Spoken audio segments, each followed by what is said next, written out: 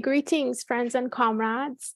It is with pleasure that I welcome you to the second hearing of the International People's Tribunal on U.S. imperialism.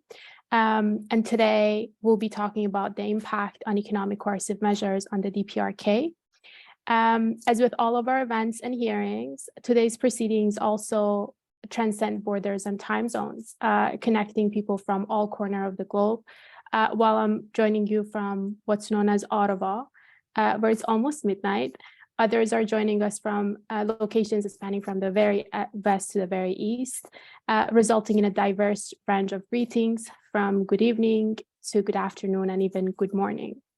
My name is Helia Dotari. I have the honor of serving as a rapporteur for today's hearing alongside Dr. Matteo Capasso and Dr. Max Isle. Together, we'll be moderating the session and facilitating the discussion after the testimonies. We're joined by a panel of distinguished jurors, including Susanna Deli, Charlotte Cates, Osama Nikura, and Edre Olalia. If you would like to learn more about the rapporteurs and the jurors and the team and the tribunal in general, please visit our website at sanctionstribunal.org. We are also joined by a panel of experts and witnesses who will shed light on the impact of sanctions on DPRK today. I should note that despite our initial plans to send a team of rapporteurs to DPRK to gather testimonies and evidence firsthand, unfortunately, due to the COVID-19 restrictions, the tribunal was unable to do so. Nevertheless, we are very grateful that we have received an official letter from the Korean Democratic Lawyers Association, which has been submitted, a letter has been submitted on their behalf as a written testimony to the tribunal. This will allow us to hear directly from the association and will provide important insight to our analysis and discussion today.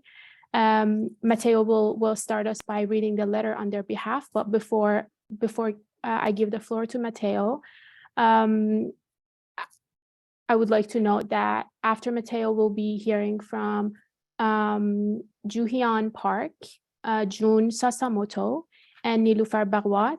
Betsy Yoon will also be joining us for the second half of the hearing today. And the testimonies will be followed by questions from the jurors and rapporteurs. I'll introduce all of our witnesses today as we go through the testimonies. But yeah, I'll give the floor to Matteo for now. Over to you. Thanks, Elia. I will read a statement now by the Korean Democratic Lawyers Association, and here it comes. Dear friends, we would like to extend our warm greetings to the colleagues of the Confederation of Lawyers of Asia and the Pacific, and participants for your continuous dedication to true justice and peace, even under the difficult circumstances of ongoing world health crisis. It is legitimate rights of the sovereign state of a country to decide on and carry out all issues related with national interest of the country at its own discretion, determination, and on its own efforts without outside intervention. It also remains an important matter which should be observed in the international relations without fail. It is the typical domination method of the United States to turn the arrow of attack, sanction, and sit upon those countries which do not follow its values and do not comply to its unilateral order by means of aggression. The Korean people strongly condemns the United States' hostile policy towards the Democratic People's Republic of Korea, which infringe upon sovereignty, rights to development of the sovereign state, and UN resolutions unreasonably adopted to suffocate the country, and all forms of inhumane antagonistic maneuvers against its people should immediately be stopped. In recent years, the voice of condemning the injustice and illegality of the sanctions against the Democratic People's Republic of Korea is increasing in the international community.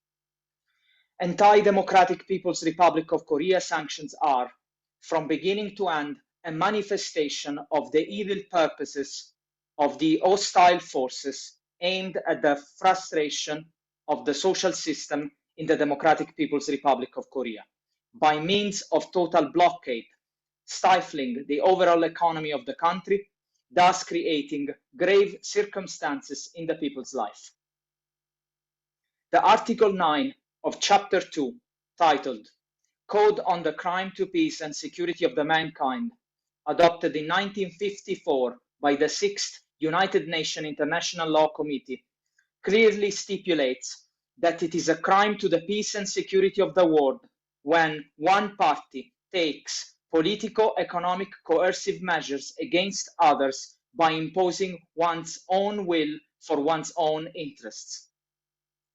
The London Pact in 1933 and the resolution at the 29th United Nations Assembly stipulate that it is an act of aggression and an illegal act to impose blockade type of sanctions to a sovereign state during the peace period. As mentioned above, the sanction and stifle maneuvers of the hostile forces against the Democratic People's Republic of Korea are completely illegal and aggressive in their nature in view of the international law. The fact that the Democratic People's Republic of Korea shows to the mankind the inevitableness of the collapse of capitalism through its thriving image as a socialist bulwark in the East.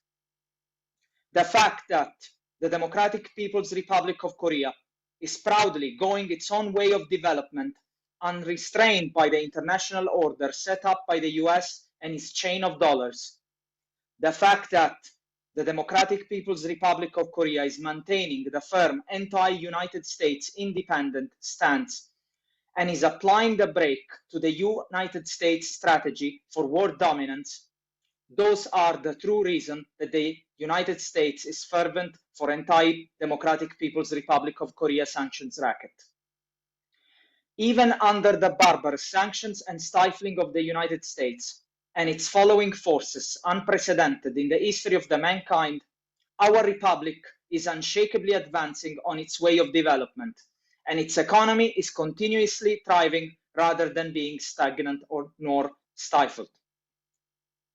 The world witnesses that the so-called sanctions are not valid to our republic, which has held fast to the ever-victorious strategic line of independence in politics, self-sufficiency in economy, and self-defense in national defense, since its founding for 75 years, and advances with self-reliance as a limitless motive force. All the people from the countries who aspire after the independence and love peace should not tolerate the persistent and arbitrary actions of the imperialists, and should fight against the imperialism by strongly uniting each other. The Korean Democratic Lawyers Association wishes the court to provide a good chance for strengthening the unity and solidarity of the peace-loving people of the world, and to expose and condemn all forms of high-handedness and arbitrariness of the imperialists. We wish success of the court and expect from all the participants, with constant attention on the development of the situation in the Korean Peninsula, that they would take necessary measures to denounce United States hostile policy towards the Democratic People's Republic of Korea, to ask for the removal of sanctions and provide support to the just cause of the people. Thank you for your attention. Signed, Lee Chong-il, Executive Secretary, Korean Democratic Lawyers Association. Thank you so much, Matteo, for so powerfully reading that powerful statement. We will now be hearing from our first witness of the day, Ju-Hyun Park, who is a member of Nodutdol for Korean Community Development. Founded in 1999, Nodutdol is an organization of Koreans in the US and comrades struggling for an end to imperialism and the national liberation and reunification of Korea. But before I hand the floor, just as a reminder to everyone that you have 15 to 20 minutes for your testimony, and I would like to sincerely apologize in advance if I have to interrupt. We want to make sure that we have enough time to hear from everyone and respect the time of our jurors as well as our participants. And also to make sure that we have enough time for jurors' participation and questions. Juhyun, please go ahead. Thank you, Haya, and thank you so much to the steering committee, to the rapporteurs and the jurors of the People's Tribunal for inviting us. We would also like to extend our gratitude to all of the attendees for joining us today. My name is Ju-Hyun Park, and I'm a member of Nodutdol. Today, I'll be providing evidence of the impact of sanctions in 3 categories: the effect on the development of the DPRK and the livelihood of its people, the effect on our organization, and the effect on the Korean people at large and our destiny as a nation. I'm joined today by my comrade, Betsy Yoon. Betsy has been to the DPRK on 4 occasions and coordinated 3 delegation trips there. She will be present for the panel Q&A in order to provide eyewitness testimony to the jurors on the impact of sanctions on the DPRK. Before I proceed, I'm going to provide some more basic background information about Nodutdol. Nodutdol for Korean Community Development was founded in 1999 in New York City by Korean immigrant activists. The seed for Nodutdol's formation was the Korea Education and Exposure Program, henceforth referred to as KEEP. Organized by Koreans in New York and LA, KEEP began delegation trips to South Korea for progressive Koreans in the US in 1995. After its founding, Nodutdol organized the first KEEP exposure trip to the DPRK in 2001. And between 2001 and 2017, Nodutdol organized 11 different exposure trips to the DPRK.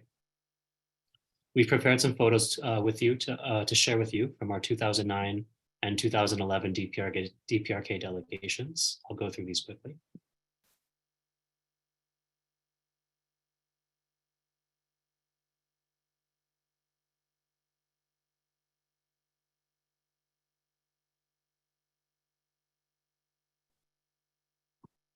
As much as we would love to just sit around and share these with you, I do have a lot of information to get through tonight.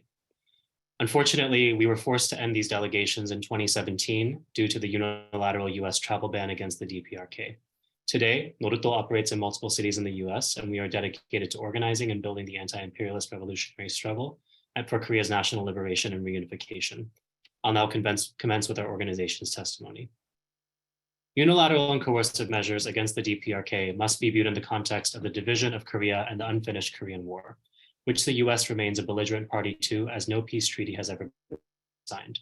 Due to limitations of time and scope, I am unable to provide a comprehensive account of the US role in manufacturing the division of Korea without the input of the Korean people. We'll have to settle for a short description of the Korean War as a war for national liberation that sought to achieve Korea's full decolonization, which was interrupted when the United States military established direct rule over the Southern Peninsula after World War II and set up a neo-colonial puppet regime made up of the same national traitors who served the Japanese imperialists. US sanctions against the DPRK began shortly after the official start of the Korean War in June 1950, principally under the Trading with the Enemy Act, which imposed a unilateral embargo on the DPRK. Ever since then, the DPRK has been under US sanctions virtually its entire existence. As I will demonstrate, sanctions against the DPRK are a key pillar of the ongoing war waged by the United States against the entire Korean people. The goal of these sanctions is to destroy the socialist project and sovereignty of the DPRK through forcible de-development or underdevelopment, so as to bring all of Korea under US control. Given the ongoing state of war, these sanctions should be rightfully regarded as a war crime, in that they seek to intentionally kill, harm, and cause great suffering to the Korean people by means of intentional deprivation. After the Korean War armistice was signed in 1953, the DPRK faced a situation of material devastation. The United States dropped 635,000 tons of bombs on Korea from 1950 to 1953, more than it used in the entire Pacific theater of World War II. 18 out of 22 major cities in the DPRK were more than 50% destroyed. Out of the estimated 3 to 5 million Koreans killed, more than half of the casualties were in the north. Thus, in 1953, the DPRK faced the urgent task of national reconstruction, not something easy to do for an agrarian country under blockade and officially at war with the US. The support of fraternal socialist countries softened the effects of sanctions during the Cold War. However, we must stress that the DPRK has always pursued an independent path of development, shaped on the one hand by imperialist aggression and national division, and on the other by the Sino-Soviet split. In order to create an independent foundation for its socialism, the DPRK prioritized 2 things: the development of its own heavy industry and strengthening its military capacities. This was called the Pyeongjin Line. The initial achievements of the DPRK socialist system were exemplary. Socialization of the means of production was achieved through voluntary collectivization by the 60s. Until the 80s, the DPRK exceeded the ROK, or South Korea, in economic output, income, and quality of life, despite always having about half the population of the South. By the 80s, the DPRK was a fully industrialized economy. It had mechanized agriculture and could produce its own machinery and other means of production. And its consumer-oriented light industry sector was also growing. Free education, healthcare, housing, childcare, and guaranteed employment were just some of the features of the DPRK socialist system throughout. The fall of the Soviet Union, however, changed the international conditions that had allowed Korean socialism to thrive. Over 80% of the DPRK's trade was affected, dealing an economic body blow to the entire country. Another blow came in the form of the death of Kim Il-sung, who dedicated his life to the defense and development of the DPRK and Korea, and led the DPRK since its founding in 1948. Then in 1995, the worst flooding in a century swept away more than half of the DPRK's developed agriculture, destroyed dams, flooded coal mines, obliterated grain reserves. 500,000 people became homeless, and over 5 million people were affected by the floods. Here is a short clipping from the New York Times from an article taken at that time, noting the invitation of the DPRK for international aid. More flooding came the next year, followed by years of drought. Ever since, periodic climate disasters have been a reality in the DPRK. Meredith Wu Cummings has explained that because the DPRK's agriculture, industry, and energy sector were so interdependent, it was very vulnerable to shocks to its power grid. The fall of the Soviet Union cut off oil to the DPRK, and then the floods destroyed the coal mines. Everything else was affected as a result. Only 20% of the DPRK's land can be farmed, and the climate only permits a single harvest a year. 80% of Korea's arable land is in the south. A divided Korea is a Korea that is unable to harness the full power of its people and its resources. The floods washed away decades of the Korean working people's labor. Food production fell by 2/3 from 1990 to 1996. Electrical generating capacity fell by 85%. Centralized state systems like the public redistribution system that provided 60% of the population with food fell apart. Calculating the death toll in this period is very difficult. Virtually all of the studies come from outside of the DPRK and are based on inferential information. But it is probably safe to say that hundreds of thousands of people died between 1995 and 2000. So for the second time in living memory, North Koreans had to rebuild their country, this time while also preserving their independence in an even more hostile world than before. This period is remembered in the DPRK as the Arduous March. The DPRK has been often portrayed as having brought the famine upon itself, but this is simply wrong. Parts of China and Japan experienced similar disasters in the 90s, yet only the DPRK experienced famine. Its isolation from the world market due to sanctions had a lot to do with this. The US did not lift sanctions against the DPRK for any humanitarian reasons in the 90s. We know that lifting the sanctions and offering the DPRK energy solutions was possible because the US did both of these things, but for entirely different reasons.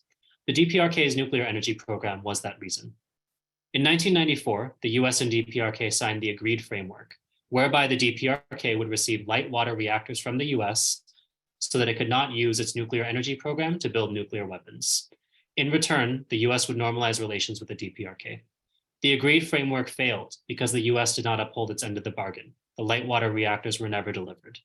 The imperialists say that the DPRK was never serious about denuclearization, but that is not true. If the US had stuck to the agreed framework, the DPRK would have been able to eventually access international credit and other things it needed to provide for its people. The path of nuclear weapons was a path it was forced to take. This is the background for a new developmental policy in the DPRK known as the Songun line, or the military first policy. Songun has been grossly misrepresented by the capitalist media to suggest that the DPRK is starving its own people so that it can build nuclear weapons. The Songun line in reality was a response to new international conditions that recognize that in the final analysis, the working masses of people have nothing without their land or their independence. And the final safeguard of that independence is the organized and superior use of force. The DPRK's military also played a very important role in Reconstruction. From building infrastructure to helping with harvests, it is an integral part of the story of the DPRK's journey to rebuild its socialism, which deserves to be told. Capitalist media continues to spread rumors of ongoing famine in the DPRK to this day, but the data tells a very different story. From 1997 to 2004, agricultural yields in the DPRK increased from 2.7 million tons to 4.2 million tons. From 2012 to 2018, the UN Food and Agriculture Organization reported an average annual cereal yield of 5.5 million tons. In 2001, the World Health Organization warned the DPRK's health system was near collapse. Just 9 years later, the Director General of the World Health Organization, Margaret Chan, made a visit to the DPRK and noted the achievements of its healthcare system, including in immunization, maternal and neonatal healthcare, and successful treatment of tuberculosis and malaria. The DPRK almost doubled its exports from roughly $1 billion in 2000 to $1.9 billion in 2010, and achieved a high of $3.37 billion in exports in 2013. While UN agencies continue to note challenges, the DPRK left its worst days behind a very long time ago. Undernutrition and food insecurity do persist, but starvation has not been a factor for decades. The public redistribution system became operational again in the 2000s. Productive capacities have greatly improved, and the systems of universal healthcare, education, employment, and childcare have been revived. This context is crucial to understanding why sanctions against the DPRK have particularly escalated in the last decade. The answer is not just nuclear weapons. The DPRK's first nuclear test was back in 2006, and yet the United States did not begin to really tighten the screws until 2013, the bumper year of DPRK trade. For this reason, destroying the DPRK's progress is more important than, for the US, destroying the DPRK's progress is more important than simply denuclearizing it. In order to do so, the US has turned to a different set of legal tools to impose sanctions than what it used in the past. UN Security Council sanctions and presidential executive orders. The Bush administration orchestrated the first UN resolution sanctioning the DPRK for its nuclear weapons tests, and also used executive orders to establish a national emergency regarding the DPRK, giving future presidents the power to impose any sanctions they desired without reference to Congress. UN Security Council sanctions are often considered multilateral coercive measures instead of unilateral coercive measures. Our organization disputes that distinction. Throughout its history, the UN Security Council has been wielded by the US to launder its unilateral violence as a perverse form of internationalism. UN sanctions constitute a key pillar of the blockade against the DPRK, a blockade which may be international in name, but is actually principally orchestrated by the United States. The US has done this before, notably during the Korean War, when it intervened under the banner of the UN Command, a body that was formed not by the UN General Assembly, but by the Security Council. The precedent set by Bush paved the way for Obama to aggressively expand the sanctions against the DPRK as part of his broader pivot to Asia strategy. Obama imposed more sanctions via executive order against the DPRK than any other president since. These executive orders were usually preceded by nearly identical UN Security Council resolutions, which allowed the Obama administration to maintain the fiction that it was following the UN agenda instead of setting the agenda. Sanctions intensified over the course of the Obama administration into what is called comprehensive sanctions. These measures set the stage for what has evolved to an almost total blockade of the DPRK. First, all UN member states were called on to block the DPRK's financial transactions, sever any banking relationships, and interfere with the DPRK's shipping in 2013. Then in 2016, the UN Security Council banned the export of the DPRK's major mineral reserves. The Trump administration escalated these sanctions to new heights. The DPRK was included in the 2018 expanded list of the so-called Muslim ban and also placed back on the state sponsors of terrorism list. Additionally, the State Department implemented a ban against US passport holders from entering the DPRK in 2017. This latter travel ban remains in place to this day, and as we will argue, it violates the diaspora's right of return. Restrictions on shipping and mechanisms of global enforcement, including secondary sanctions, were drastically escalated, effectively cutting off the DPRK from virtually all international finance and commerce. Trump-era UN Security Council sanctions expanded the export restrictions to include 90% of the DPRK's chief exports, including textiles, coal, seafood, agriculture, machinery, electrical equipment, and more. DPRK oil imports were capped at a mere 500,000 barrels a year. To illustrate how little that is, this is less than what the nation of Belgium consumes in a single day. Perhaps most devastatingly, the UN barred all member states from importing any industrial machinery, vehicles, iron, steel, or other metals into the DPRK. Today, the DPRK cannot legally import any metal items, including medical, agricultural, water sanitation, power generation, and other vital equipment. These measures were absolutely devastating to the foreign trade of the DPRK. DPRK exports fell from $2.7 billion worth of goods in 2016 to $1.8 billion in 2017. The Trump sanctions absolutely crushed the DPRK's exports in 2018 to just $316 million. It is reasonable to assume that the effects of sanctions on exports translated into a loss of income for millions of people employed in the affected sectors. For women in particular, who make up the majority of the DPRK's textile and agricultural sectors, sanctions delivered a double burden through its impacts on children and the elderly, as well as their livelihoods. UN aid agencies operating within the DPRK have reported overwhelming difficulties with delivering and paying for needed medical and sanitation equipment since 2017. Officially, the US and UN claim that their sanctions do not affect food and medicine. This is only true on paper. Food and medicine don't get in because there is simply too much red tape. In the last UN panel of experts report on sanctions, it was admitted that 90% of aid intended for the DPRK is stuck at the border. Even the World Health Organization has been unable to pay its staff in the DPRK because a bank in India refused to approve wire transfers for fear of reprisals from the US. A 2019 report, pictured here, from the organization Korea Peace Now on the effects of sanctions estimated that the delays and shortages to UN aid programs in the year 2018 killed 3,968 people. Out of this figure, 72 were estimated to be pregnant women, and more than 80%, about 3,200, were estimated to be children under the age of 5. This is the real effect of US and UN sanctions, the murder of children and pregnant women. Even the UN Security Council panel of experts was forced to admit this in their most recent report. I quote, "There can be little doubt that the United Nations sanctions have unintentionally affected the humanitarian situation and the right to development." As horrific as the effects of sanctions on the people of the DPRK have been, we must insist that the people of the DPRK deserve our admiration, but never our pity. They have rebuilt their country from the ruins of one of history's most devastating wars, and then rebuilt it again under conditions of siege. The working people of the DPRK and their political system have proven their ability to weather any storm, literal or figurative, and demonstrated great ingenuity and courage in the process. In the 21st century, the DPRK has found ways to manufacture its own computers and expand consumer goods for its people. Even after losing 90% of exports in 2018, the economy of the DPRK recalibrated, using its existing industrial base to focus on products that are not currently under sanction. Having acquired nuclear weapons, the DPRK has finally transitioned back to the Pyongyang line of mutual emphasis on defense and economic development. One of the flagship achievements of this era is a national campaign to modernize housing, exemplified in the ongoing effort to complete 50,000 new, modern, free apartments in Pyongyang.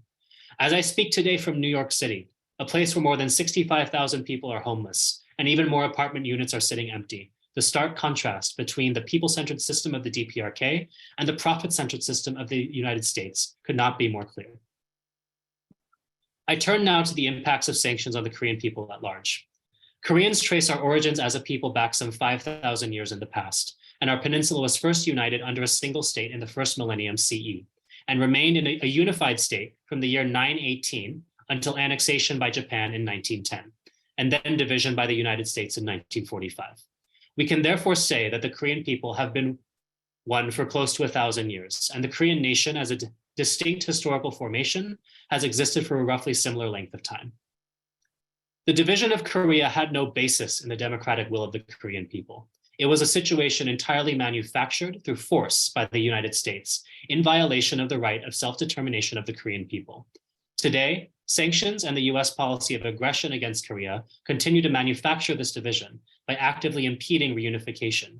We maintain unequivocally that reunification is not only the dream of the Korean people, but a necessary step to build a peaceful and prosperous Korea free from imperialism. A divided people can never be free. From 2004 to 2016, the Korean states engaged in a joint economic venture known as the Kaesong Industrial Zone. This joint venture was closed by right-wing South Korean President Park Geun-hye in 2016, 1 year before she was impeached after years of popular protest. Former President Moon Jae-in proposed reopening the Kaesong Industrial Zone in 2017, but ultimately could not because of UN sanctions. The significance of economic cooperation has been highlighted in a number of agreements on reunification signed by both Korean states in the years 2000, 2007, and 2018. In preventing economic cooperation for reunification, sanctions are blocking the ability of the Korean people to achieve this process peacefully. International law makes no distinction between relations between the two Korean states and relations between Korea and other nations. This is ridiculous because the Korean people are one. We are not foreign to each other. This is a matter of intra-national relations rather than international relations. Sanctions further impede reunification by preventing people-to-people exchanges between the two Korean states, as well as overseas Koreans. As previously noted, Nodutdol has conducted 11 delegation trips for Koreans in the US to visit the DPRK since 2001. We were forced to stop these delegation trips in 2017 after the Trump State Department issued a ban on US passport holders visiting the DPRK, a ban that the Biden administration has renewed every year it has been in office. However, the implications of the travel ban are far greater than just the effects on our organization. The second largest Korean diaspora population in the world resides in the United States. This diaspora was not made by the American dream. It was made by imperialism. The US's travel ban against the DPRK, as well as its refusal to cooperate in efforts to end the Korean War, constitute a violation of the international right of return of the Korean people, including the US diaspora. The division of Korea separated 1 in 3 Korean families. Since the Korean War, opportunities for family reunification have been very rare. Decades of separation meant that in many cases, families simply did not know the fate of their lost children, parents, and siblings. Thousands of Koreans in the US who also have direct family relations in North Korea. Families they used to be able to visit, but now no longer because of the US travel ban. I would urge the jurors of this tribunal to review the personal testimonies of Koreans in the US with family in the DPRK submitted as evidence prior to this hearing, which includes statements from Koreans in the US who were separated from living relatives in the DPRK who they first lost because of the division of Korea and the Korean War. The right of return affects more than just Korean migrants who lived through the war. 1 in 10 Korean Americans are adoptees from South Korea's adoption industry, many of whom were surrendered by their families in periods of economic crisis in capitalist South Korea, and an untold number of whom were taken from living family by means of deception or coercion, and are therefore better described as survivors of trafficking. Since the Korean War, 200,000 people have been severed from their connection to Korea in this way. Further, 1 in 2 Korean families in the United States originally migrated through the sponsorship of a military bride. Military brides formed the first major wave of Korean migrants to come to the US, which first began to amend its racial immigration restrictions, barring Asian migrants, to make exceptions for military spouses in the wake of World War II and the Korean War. Korean military spouses have been disproportionately affected by poverty and domestic violence. The asymmetrical relationship between occupying soldiers and women of an occupied country is central to understanding these marriages and the role they played in the making of the Korean diaspora in this country. A great number of more recent Korean immigrants have also come to the US because of the 1997 IMF or Asian financial crisis and the neoliberal hell it unleashed in South Korea. For many Koreans in the US, cultural alienation is a reality that we have not chosen for ourselves. Many of us were torn from Korea through coercion and trafficking, and in the process have been separated from relatives in the North as well as the South. All Koreans should have the right to reunite with their kin in every part of Korea. The US travel ban keeps us from knowing our people, our families, and our land in their complexity and their beauty. The truth is, North Korea is our country too, and North Koreans are also our people. Nearly every document put forward on the question of reunification by the DPRK emphasizes the significance of overseas Koreans as actors in the historical process of reunification. The travel ban keeps us from realizing this role in an effort to deny the Korean people at large our collective right to determine our destiny as a nation. Through the course of this testimony, we have provided evidence that the US and UN sanctions against the DPRK are a continuation of the imperialist war on the entire Korean people that began with the division of our peninsula. We have demonstrated that the aim of these sanctions is to forcibly de-develop the DPRK by inflicting suffering and loss of life upon its people and provoking instability within its political system. We have further demonstrated the effect of sanctions in prolonging the division of Korea, violating the right of self-determination of all Korean people and the right of return of the diaspora in the United States. We have also made reference to a number of additional war crimes and atrocities committed against the Korean people in this time. Any just international system would recognize that the Korean people have suffered a genocide at the hands of the US, which sanctions constitute a part of.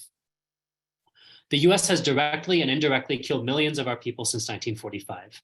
And I note that the US has fulfilled 4 of the 5 identified physical acts of genocide under the Genocide Convention and enumerated these acts exhaustively, which are killing members of the group, causing serious bodily and mental harm to members of the group, deliberately inflicting on the group conditions of life calculated to bring about its destruction in whole or in part, and forcibly transferring children of the group to another group.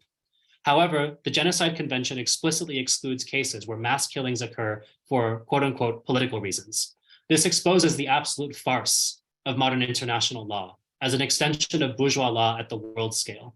It is no accident that throughout our modern history, international law has always been used as a weapon against the Korean people and never in our defense. Almost 80 years ago, international law brokered the division of our country and the robbery of our self-determination. Today, international law justifies the continued encirclement of the DPRK and the violent division of Korea. As it exists, the system of equal rights promulgated among states in the international system under imperialism is really a system of unequal rights that enforces the rights of private property, but not the rights of people. As an organization, we believe that all Korean people must struggle to transform these conditions and establish the independence of Korea as a unified country through our own efforts. Our liberation will not be granted to us, but it must be seized through the struggle for national liberation from imperialism and neocolonialism and through socialist revolution. We call on all Koreans to join us in this struggle and all progressive peoples of the world to struggle against imperialism on every front.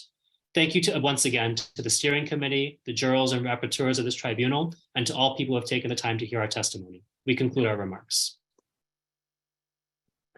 Thank you very much, Juhyun, for your insightful testimony. I have the pleasure now to invite Jun Sasamoto, lawyer, Secretary General of Confederation of Lawyers of Asia and the Pacific, bureau member of International Association of Democratic Lawyers, and Vice President of Japan Lawyers International Solidarity Association, as well as a graduate student of University of Tokyo Human Security Program. Welcome and thanks for joining. Thank you. This one. Can you see me? Yes, we can see you and hear you. Okay. I am Jun Sasamoto, a Japanese lawyer. Before the testimony, I have some comment with DPRK lawyers. I have contacted the Korean Democratic Lawyers Association for many years. Mr. Lee Chang-il is the executive secretary. But I was told that they could not participate in Zoom meeting. It is due to a cyber sanction by the United States.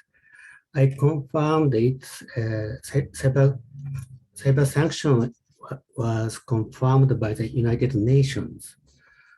So they cannot appear in this Zoom meeting.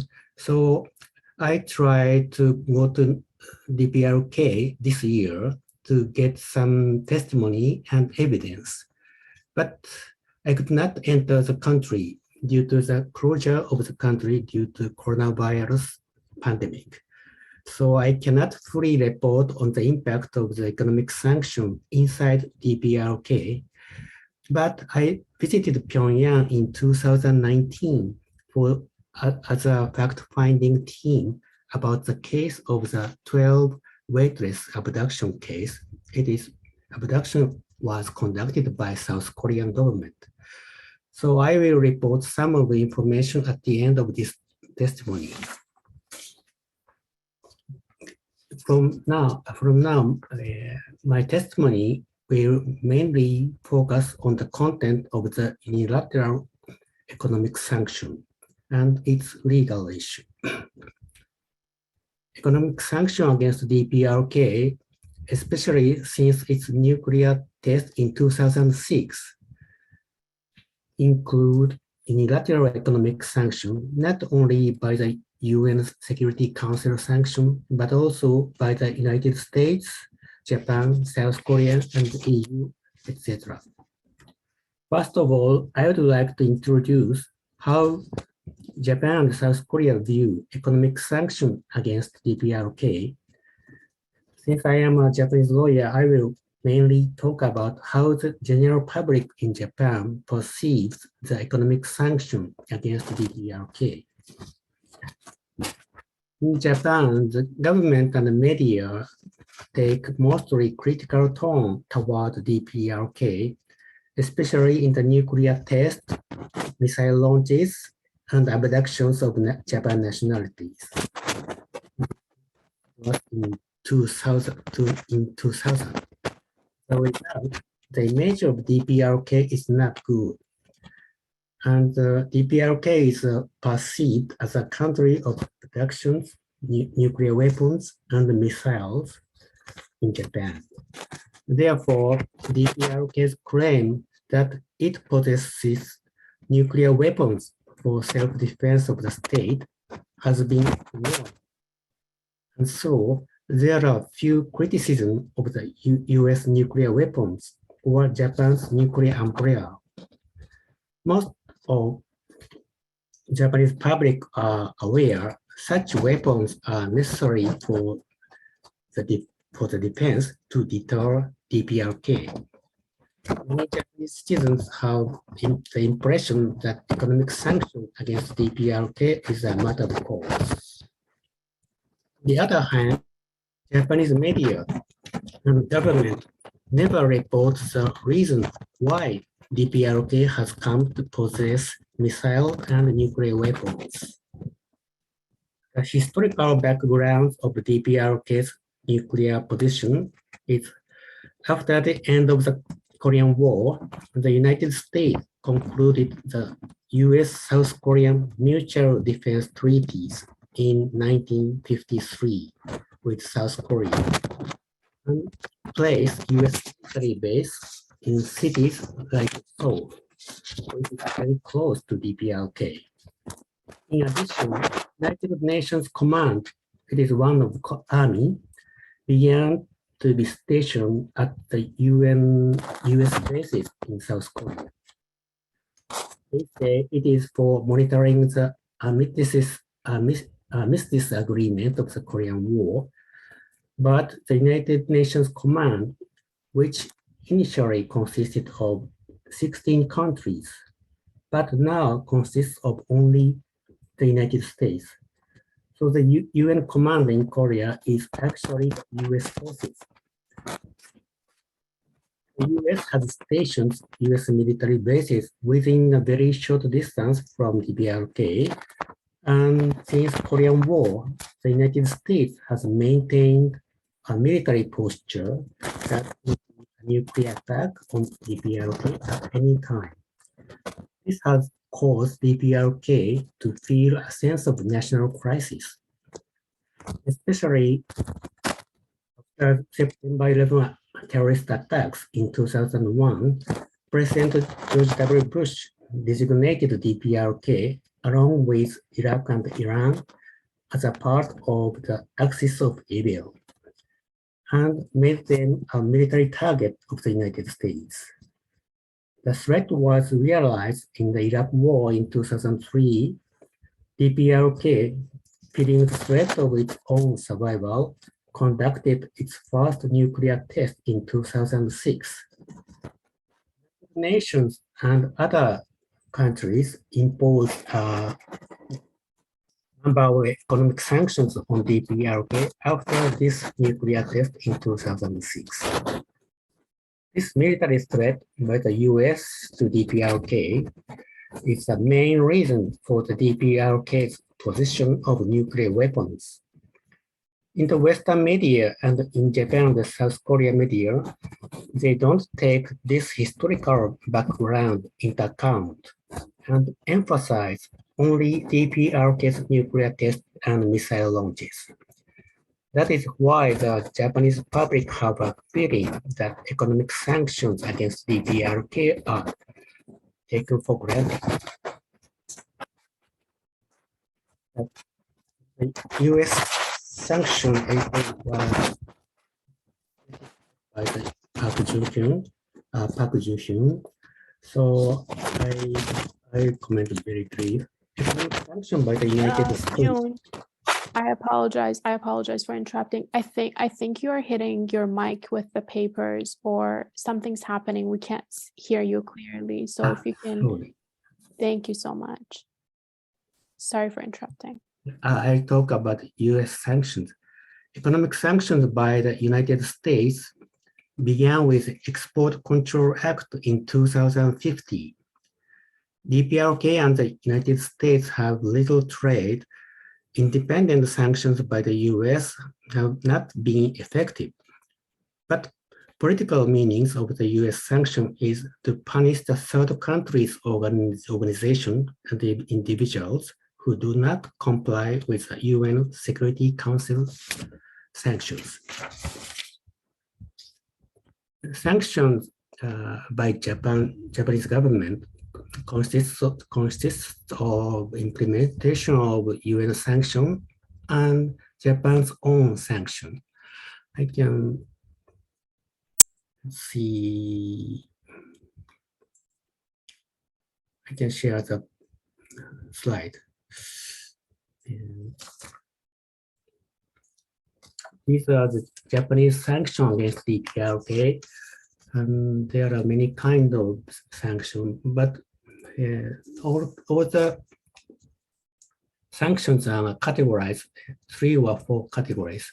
One is regulation for people, and second one is regulation for property, and third one is regulation for money, and the last one is a special regulation from Japan. There are many countries, and most of them have started since 2006 and 2009. I will share this information just after this hearing. The sanctions by Japan have expanded from a direct ban on arms trade to bans on goods related to arms development and furthermore, economic activities in general. In addition to the ban of trade, some sanctions also deprive Koreans of their means of livelihood, such as a ban on Mangyongbon ship. This ship has been used for transporting goods and interaction between Korean residents in Japan and their homeland relatives in DPRK. In addition, Japan has imposed strict restrictions on even small payments such as visa application fees.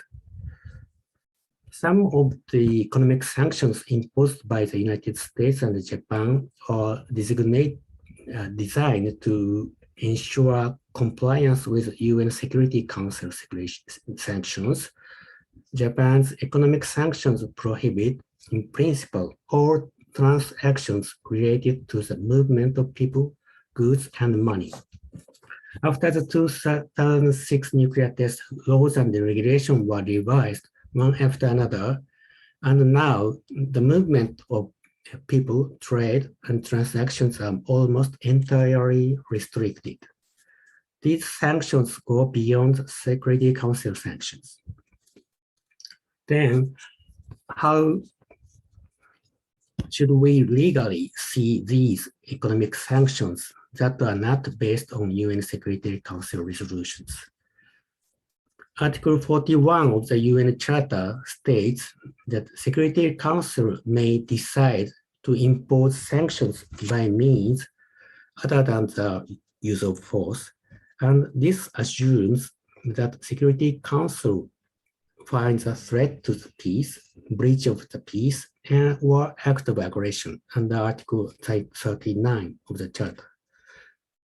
UN Charter's position is Security Council has the authority and responsibility to determine economic sanctions under Article 41 to maintain international peace.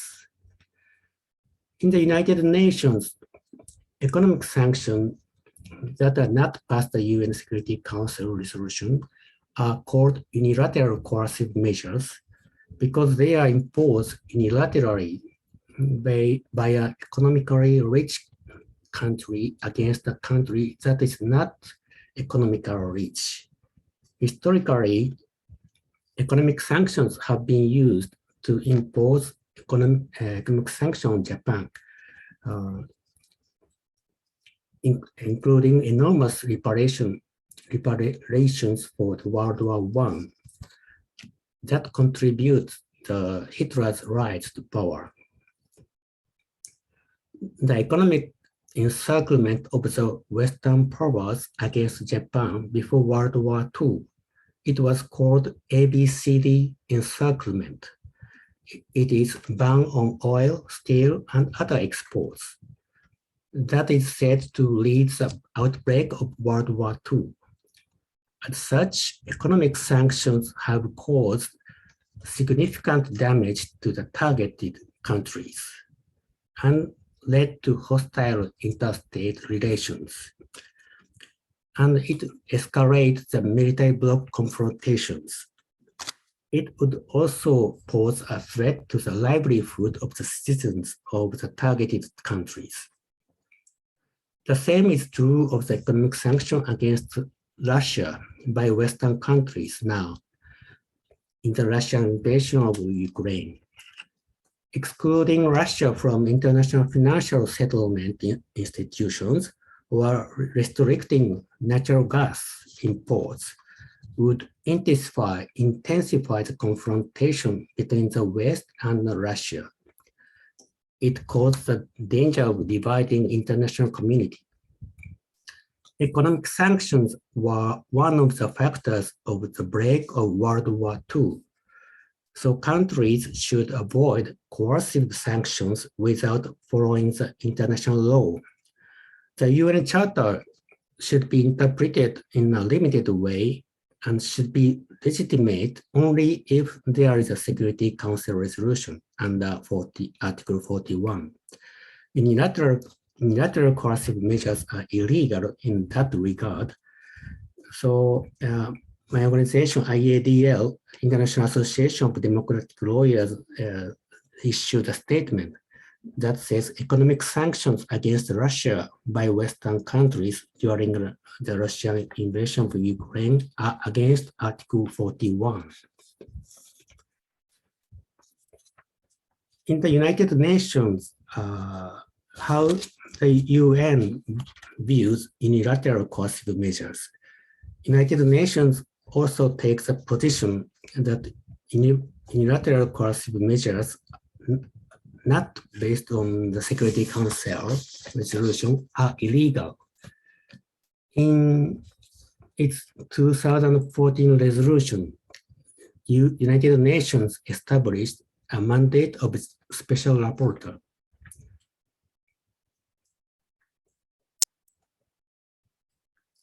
This is a website of the UN Human Rights Council, and they established a special report on unilateral coercive measures. And the special rapporteur made many reports to the Human Rights Council. The UN Human Rights Council states that unilateral coercive measures is contrary to the international law and international humanitarian law and the UN Charter. And in the same resolution, Human Rights Council established this special rapporteur system. And in 1993, World Conference on Human Rights in Vienna also called for unilateral coercive measures violated international law and UN Charter. In 2017, a special rapporteur pointed out it is questionable that additional unilateral sanction against a country facing major humanitarian and public health challenges. And lastly, I will some comment on the Security Council sanctions. UN Security Council sanctions has also proven, Nilofar will talk about it. I have a few comments. The Security Council economic sanctions are meant to protect the monopoly of the nuclear weapons by the 5 nuclear weapon states. Since all permanent members of the Security Council are nuclear weapon states. In this respect, not only the US, but also China and Russia are defenders of the nuclear monopoly regime. However, Security Council resolution calling for economic sanction in May and November in 2022, last year, China and Russia opposed Security Council resolution. The reason of the opposition was that they had to do other things, such as stopping US South Korean military exercises. The unity of 5 permanent members of the Security Council has also begun to break. The international community began to take attention to the reason for promoting missile and nuclear development of DPRK. In addition, especially in South Korea in May 2022, with taking office of South Korean new President Yoon Suk-yeol, South Korea has taken a hard line toward DPRK compared to the former President Moon Jae-in. And the number of aggressive joint US-South Korean exercise has increased. And this has posed a threat to DPRK. As a result, the year 2022, we saw a particularly high number of DPRK missile launch tests. I will submit later from the media of DPRK in this regard. In Japan, Japanese media. I really apologize for interrupting. 2 minutes, conclude your testimony, please. I'm really sorry for interrupting. Okay, sorry. The Japanese media has played the North DPRK threat, and it is leading to the military buildup of Japan, and government declared to possess enemy-based attack capability. So lastly, I will comment on the effect of economic sanction in DPRK. When I visit Pyongyang in 2019, concerned people in DPRK said DPRK is trying to become self-sustaining economy. In particular, in central Pyongyang, huge buildings and hotels are being built, and the constructions industry is developing domestically.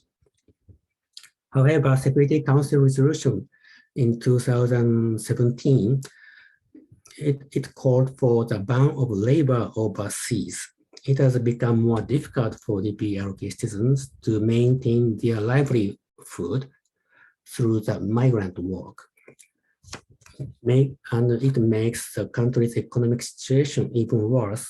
Furthermore, spread of coronavirus in 2020 has forced the country to close its border with China, which has constantly restricted trade and had a serious impact on the citizens' lives. That's all. Thank you very much. Thank you so very much, June. Next, we have Niloufer Bhagwat. We are very glad, Niloufer, that you were able to join us. We know you had some difficulties with technology and Zoom. Thank you so much for being here. Professor Niloufer Bhagwat is the Vice President of the Indian Association of Lawyers and Vice President of the Confederation of Lawyers for Asia and Pacific, advocate of 50 years standing at the Mumbai High Court, Supreme Court, and other courts and tribunals. She appeared before commissions of inquiry. She is a former professor of constitutional law and administrative law at the Mumbai University. She served as a judge at the International Tribunal on Afghanistan at Tokyo in 2003-2004, and the International Criminal Tribunal for the Middle East, which took place in Beirut on the wars of aggression in Iraq, Yemen, Syria, and Lebanon. Welcome, Niloufer.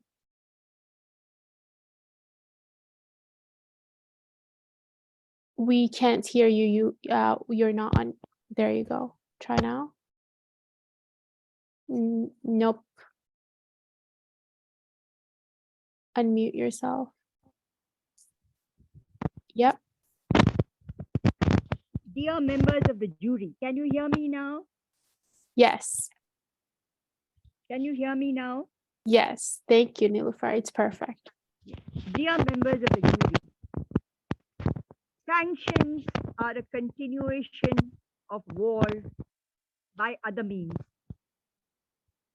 And since 1950, the United States and its allies, including Japan, are determined to effect regime change in North Korea, that is the Democratic Republic of Korea, with a view to ensure most favored treatment for United States and its allies, banks, financial institutions, and corporations to exploit the resources, the labor power, and the markets of the Democratic Republic of Korea, among many other countries in Asia, Africa, and Latin America. I would like to submit that sanctions which have been imposed by Security Council resolution are in violation of the United Nations Charter, a violation of even of the Nuclear Non-Proliferation Treaty. And in fact, sanctions are a threat to peace and the cause of the insecurity and tensions in the Korean Peninsula. I would first like to emphasize certain historical facts. The Democratic People's Republic of Korea was a signatory to the Nuclear Non-Proliferation Treaty. It is only after the capitulation of the former USSR, the Soviet Union, which supported all national liberation struggles and of the entire socialist bloc of Europe, with which the Democratic People's Republic of Korea had friendly relations and good terms of trade. And when a unipolar order was imposed on the world after 91, with the acquiescence of the Russian Federation and the People's Republic of China, in particular, because China had been granted most favored nation status by the United States of America and was integrated into the US economy, that the DPRK was left vulnerable. Why was it left vulnerable? The United States has never withdrawn from the Korean Peninsula. It has a military base on the Korean Peninsula. The Bulletin of Atomic Scientists have stated that nuclear weapons were stored and positioned in Korea. And we have a similar report from the Japanese Diet or Parliament, an official report that Japan has entered into secret treaties with the United States for the stationing of nuclear bases and positioning of atomic weapons in the military bases in Japan. And no consultation with the Japanese government is required for the use of these nuclear weapons and bases. The third factor is that nuclear aircraft carriers and nuclear submarines of the United States and its allies operate with impunity in and around the Korean Peninsula. And the Democratic People's Republic of Korea, that is North Korea, is in the full range of the nuclear weapons on the nuclear submarines and nuclear aircraft carriers. Therefore, dear members of the jury, what was the Security Council doing when it was passing resolutions that a small country, the Democratic People's Republic of Korea, is a threat to the peace and the security of the Korean Peninsula? Can the Security Council, or does the Security Council has the authority to ignore, whilst determining whether there is a threat to peace and security of the region? The Security Council is bound under the United Nations Charter, which is a multilateral treaty, to take into consideration the actual facts on the ground. And what were the actual facts? That the United States had intervened in the Korean Peninsula on behalf of a political movement which had collaborated with Japan. And it had directly intervened with a view to prevent a government being formed by the National Liberation Movement, which had organized against Japanese colonization, with a view to protect its imperial economic and financial interests on the Korean Peninsula. The United Security Council was bound to take into consideration that the United States is not a part of Northeast Asia. Geographically, it has nothing to do with Northeast Asia. Therefore, creating a military base, continuing the war by other means, dear members of the jury, till today, despite several negotiations and the People's Democratic Republic of Korea pleading with the United States to sign a treaty of non-aggression, the United States has failed to do so. There was an attempt by the People's Democratic Republic of Korea to negotiate an agreed framework with the United States in 1994, because after the capitulation of the USSR, the People's Democratic Republic of Korea was completely vulnerable to nuclear blackmail by the United States of America, allied with South Korea and with Japan. However, it once again tried, though in 1993, it gave notice that in view of the security situation in the region, the threats that it faced, it would be withdrawing from the Nuclear Non-Proliferation Treaty. Once again, they entered into an agreed framework with the United States. The United States assured the Democratic People's Republic of Korea that if Korea did not go along with the nuclear weaponization program, they would provide 2 light reactors for the energy needs of North Korea, and also supply petroleum and energy products to the People's Democratic Republic of Korea. However, the one nuclear light reactor, which was to be commissioned for energy purposes to be supplied by the United States, was not commissioned in 2003, which was the date for the set for the commissioning of the reactor. And therefore, it is the United States which result from the 2004 agreed framework agreement. And inevitably, with a view to protect its own interests, and members of the jury, I have to remind the jury of the famous speech of the President of the United States declaring the People's Democratic Republic of Korea as a member of the axis of evil which needed to be rooted out. That is, the President of the United States in 2002 directly targeted the People's Democratic Republic of Korea for military attack. In such circumstances, what was a country to do? To commit suicide? It was then, after an open and public address by the President of the United States, which I request members of the jury to take notice of as it is in the public domain, that the decision was taken by the DPRK to finally withdraw from the Nuclear Non-Proliferation Treaty, though earlier in 93, it had given clear intentions that it was to do so if this agreed framework, if the agreed framework was not implemented. It was in such circumstances that the People's Democratic Republic of Korea withdrew from the Nuclear Non-Proliferation Treaty. Now, the Security Council, did the members, permanent members of the Security Council, and all the members voting from 2006 to 2022 were not aware of these facts? Where were their diplomatic chances? They were aware of every one of these facts, that this country is being subjected to nuclear blackmail. This country is militarily targeted, allied with South Korea and Japan. Japan has secret treaties to position because by then, Prime Minister Hotoyama of Japan, an independent and objective Prime Minister, one of the few which Japan has had, because like Germany, well, with all due respect to the people of Japan who are sovereign, but the government of Japan is not sovereign.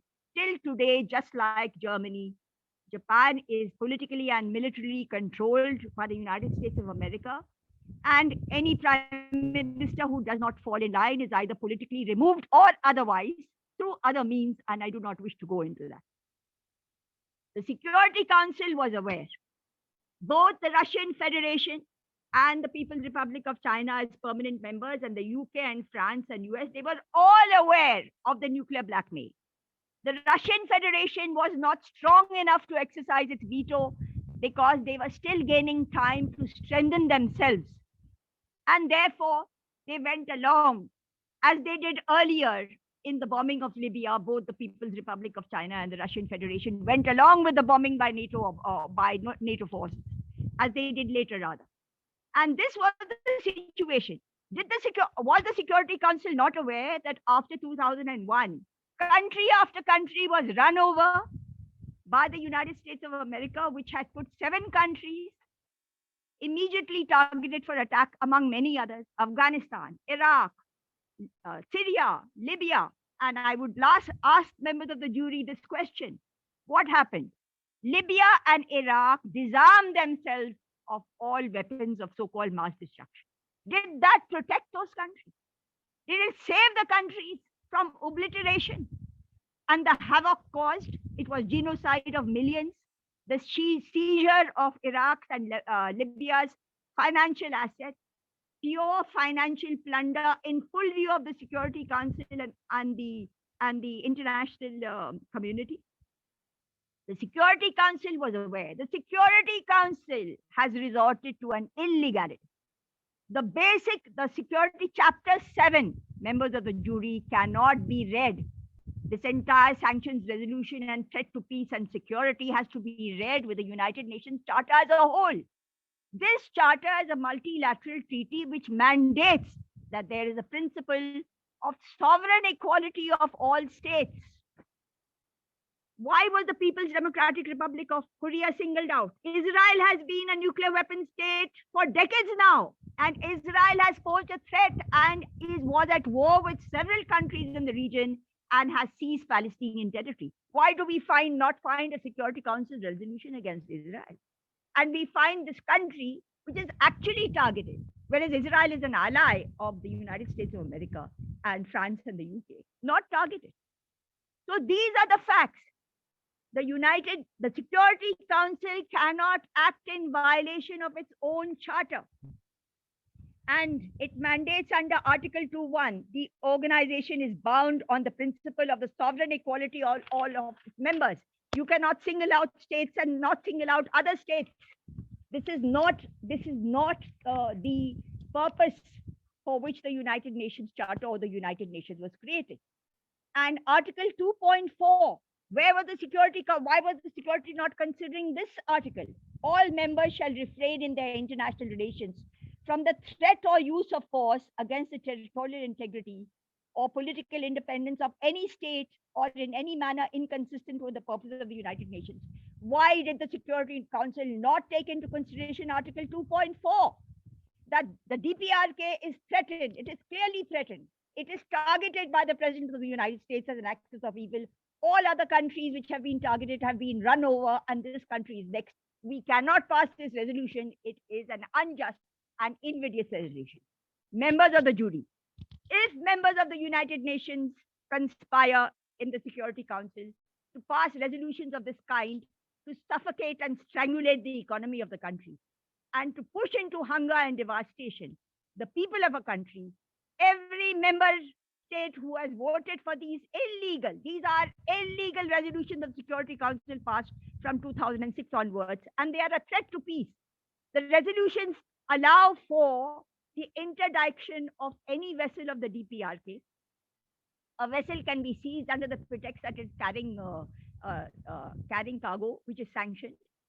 vessels can be seized, a blockade can be declared, if these are not acts of war which threaten the peace and security of the Korean Peninsula and the entire Northeast Asia, including the people of South Korea, and threaten the people of Japan, then what is, irrespective of the collaboration of the Japanese government and the South Korean government? If the Japanese people do not speak up, if the people of South Korea do not speak up, we have a right to speak up and say that the Security Council resolutions are a threat to the peace and security, not only of the Democratic People's Republic of Korea, but the people of the entire Northeast Asia who have been prevented from normalization and trade with each other's countries. Now, I would refer to the fact that the Democratic People's Republic of Korea was well within its right to withdraw from the Nuclear Non-Proliferation Treaty, and the Security Council was not justified in resorting to any measures of sanctions against the Democratic People's Republic of Korea. This is what Article 10 of the Nuclear Non-Proliferation Treaty says, which permits a state in exercise of its national sovereignty to have the right to withdraw. And I would like to read it out. Article 10 of the Nuclear Non-Proliferation Treaty. Each party shall, in exercising its national sovereignty, have the right to withdraw from the treaty if it decides that extraordinary events related to the subject matter of this treaty have jeopardized the supreme interests of its country. It shall give notice of such withdrawal to all other parties to the treaty and to the United Nations Security Council 3 months in advance. Such notice shall include a statement of extraordinary events it regards as having jeopardized its supreme interest. With regard to the 3-month notice, I have to remind members of the jury that in 1993 itself, the DPRK had given notice that it would like to withdraw after the capitulation of the USSR, when it realized that there was a change in the geopolitical balance of the world, and the unipolar power was directly militarily blackmailing and the DPRK. It had already given notice. Thereafter, it was followed up once again by the 2003 notice, and this was directly related to the speech relating to President Bush targeting the DPRK. This article, Article 10, clearly shows that the People's Democratic Republic of Korea was entitled to withdraw from the Nuclear Non-Proliferation. And members of the jury, I would like to ask you this. I would like to raise this issue. This treaty, the Nuclear Non-Proliferation Treaty, which is being waved about and countries are being subjected to blackmail, what does it say regarding the nuclear weapon states? Each of the parties to the treaty undertakes to pursue negotiations in good faith on effective measures relating to cessation of the nuclear arms race at an early date and to nuclear disarmament, and on a treaty on general and complete disarmament under strict and effective international control. Has the Security Council passed a single resolution against the nuclear weapon states, that they are a threat to the principle of universal nuclear disarmament and that they are not to increase the nuclear arms race?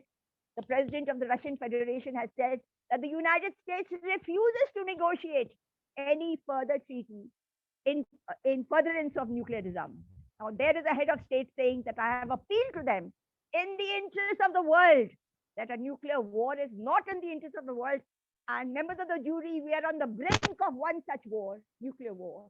And the president of the Russian Federation, having gone through their own experiences, they passed a resolution against North Korea, but then they themselves were faced with themselves faced with the threat of war and destabilization, and they have realized that they have made an error. So in 2022, the Russian Federation and the People's Republic of China refused to go along with any further resolutions, having learned their lessons as to what is the nature of the United States and its NATO military treaty, which is a belligerent organization. NATO is involved in every war which has been declared by the United States. The United States is a member of the NATO and the leader of the NATO.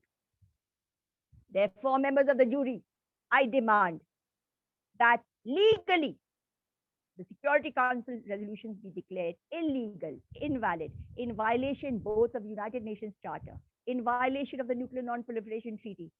Every state which has gone along with these resolutions, in particular the permanent members of the Security Council, and Japan, which has signed secret treaties for the basing of nuclear weapons on their country, which I do not have words to describe the perfidy of the Japanese government against the people of Japan. This was a people who were the first to suffer atomic weapon attacks. And they enter into, and this government of the LDP enters into secret treaties to base nuclear weapons platform, nuclear weapons on the soil of the people of Japan, and insult to the sovereignty of the people of Japan. And then the Security Council resolution says that the DPRK is a threat to the peace and security of the region. What are the words that we can use to describe the conduct of the Security Council while passing these? Words are not adequate. You are abusing international law. You are abusing the United Nations Charter, and the world remains silent. The permanent members go along with it. Several other countries go along with it. It is a sign that every resolution of the Security Council or General Assembly is not necessarily a legal one. I'm ashamed to say that jurists and lawyers have kept on proceed on the assumption, oh, it's a resolution of the Security Council. It's a resolution. No, you have to examine these. Is the resolution justified on the facts? Was there a situation on the ground? On the other hand, it was the United States with its NATO military pact, which is a threat to the Korean Peninsula, a threat to Northeast Asia, a threat to the peace of Asia, a threat to the peace of Southeast Asia, a threat even to Southeast. And the Security Council singles out a small country, a country which has stood up. I would like to place on record that this is a country which has stood up.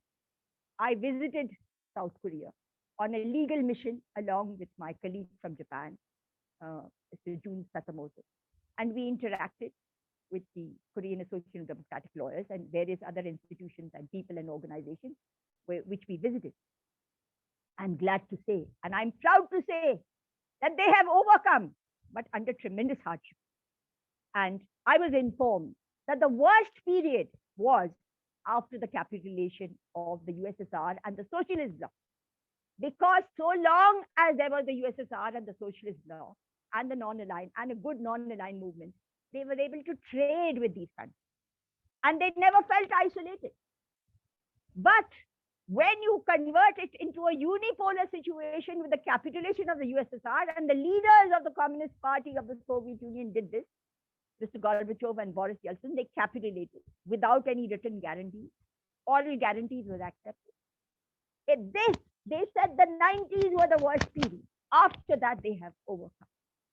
And today you find that they are steadily going towards an economy which ensures, which economy in the world ensures housing to all its people?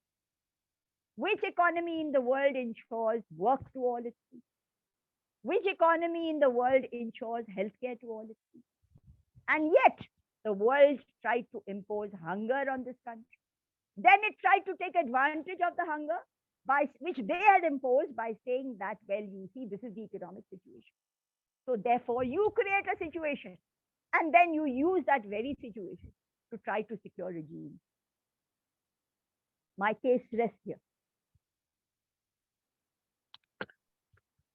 Thank you so much, Nilofar, for this powerful testimony. And I just want to extend our gratitude once again to all of the incredible witnesses that we had the honor to hear from today.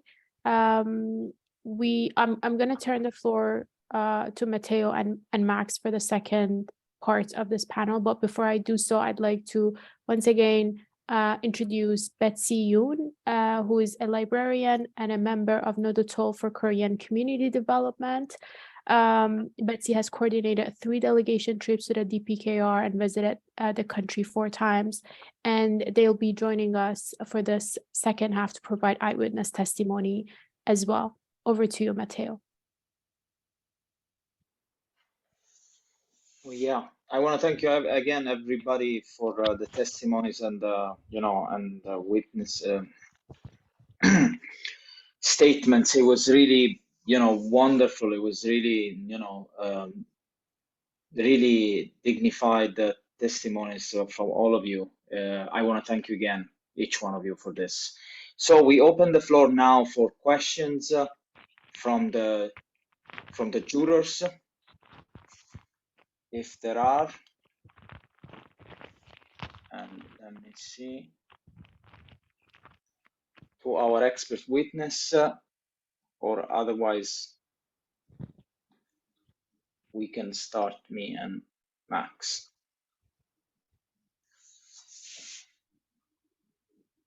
Max, you want to go ahead?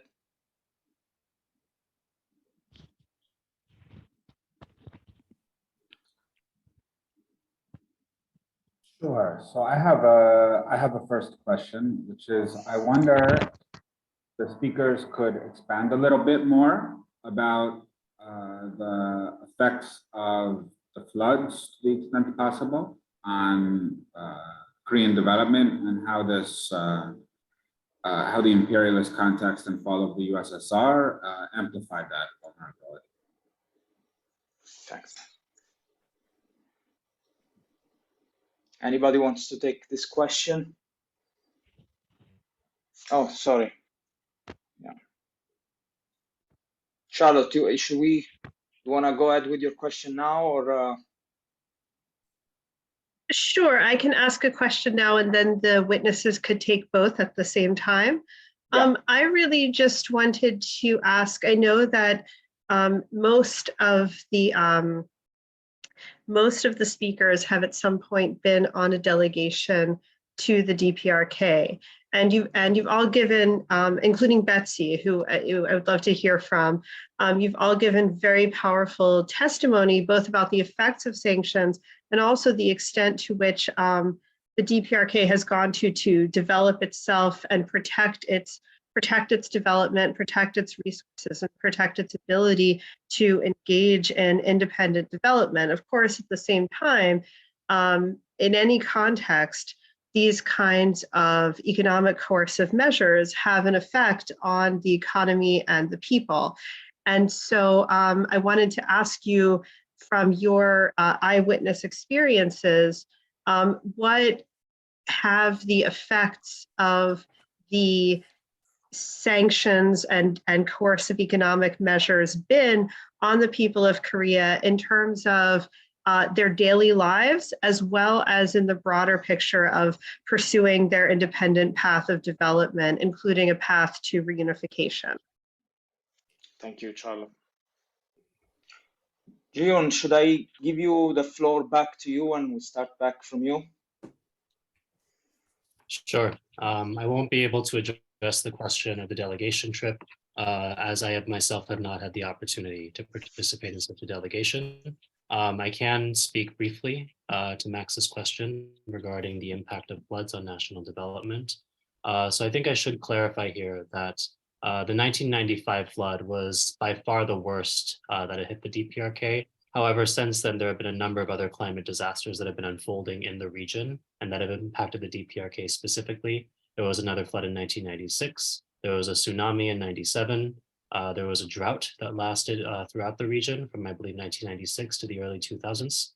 There was another major flood in 2007, followed by major floods and typhoons, since the DPRK and Korea generally are on the track of typhoons along the Pacific.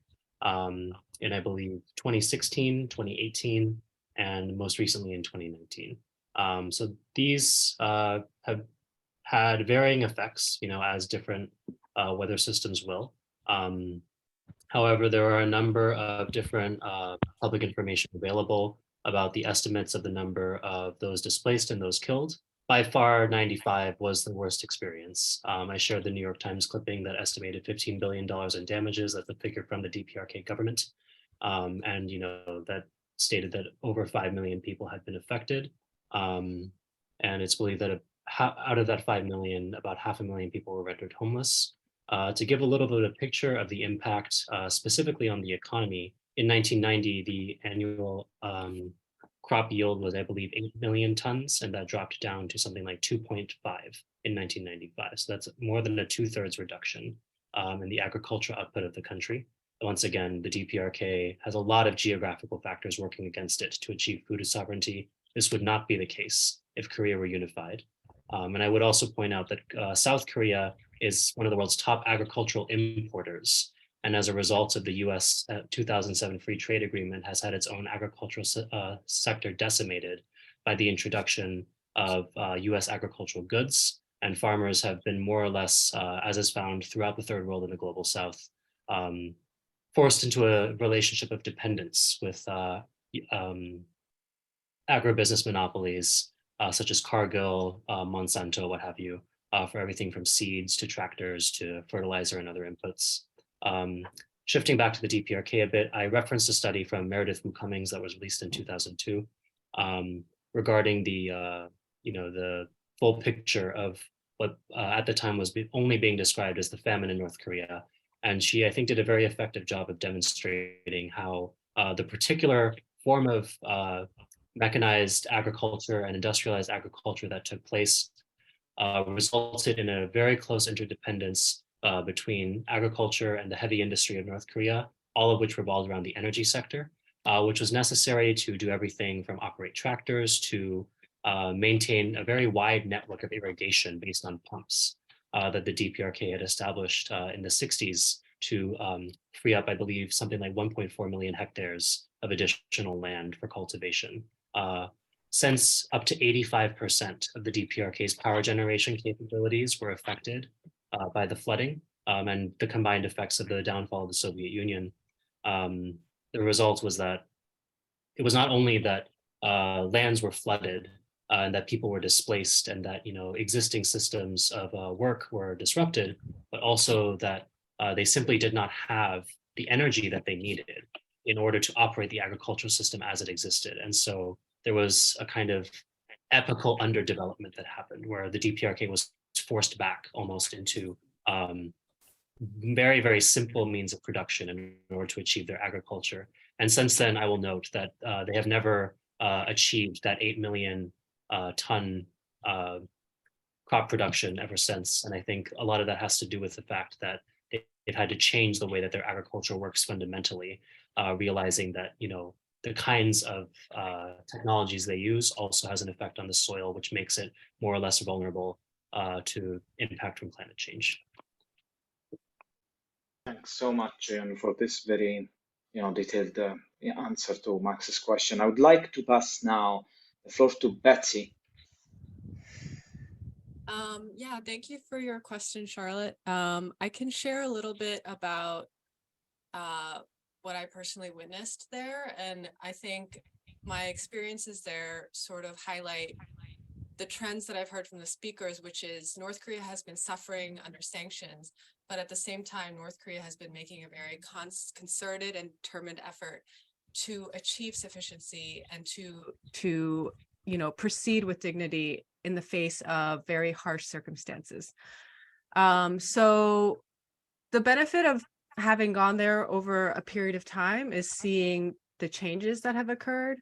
And one thing that sort of stands out is that I don't know if you've all seen those the North Korea traffic controllers, like usually people standing at intersections, like guiding the traffic, and they're often used as propaganda points, being like, look how robotic they are. But like another perspective is North Korea didn't have reliable access to electricity for a lot of the time. And so traffic lights would be a dangerous mechanism at that, in those circumstances. And definitely while we were there were multiple times where like we would just be sitting somewhere and the lights would go out and we just wait and chat for the lights to go back on. And then I remember on one of my other visits, a guide who had been with us before when we were driving from the airport was like, oh, do you notice anything about the streets? And I was like, oh, you guys are using traffic lights now. So I think that's like one sign of like the way in which they've adapted to circumstances, but also once the circumstances are no longer restricting them, they can implement things like traffic lights.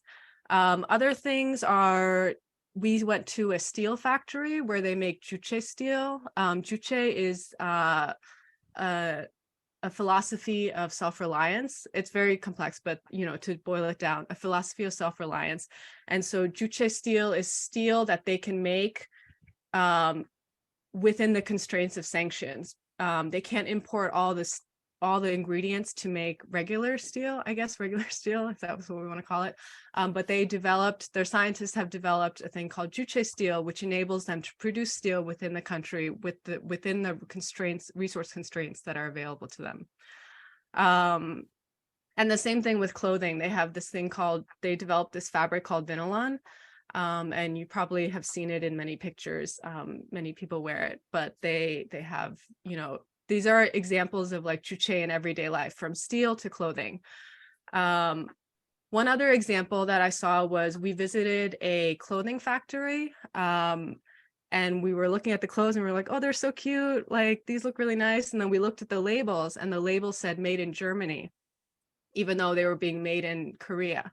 And the reason for that is that they couldn't be contracted directly to make these clothings. It was a subcontract. So the sanctions produced this environment where their labor is not being compensated because it's going through multiple tiers of like subcontracting, and it's also not recognized. And so, like, okay, I was going to go into a thing about the utility of those clothing labels, but I'll skip that.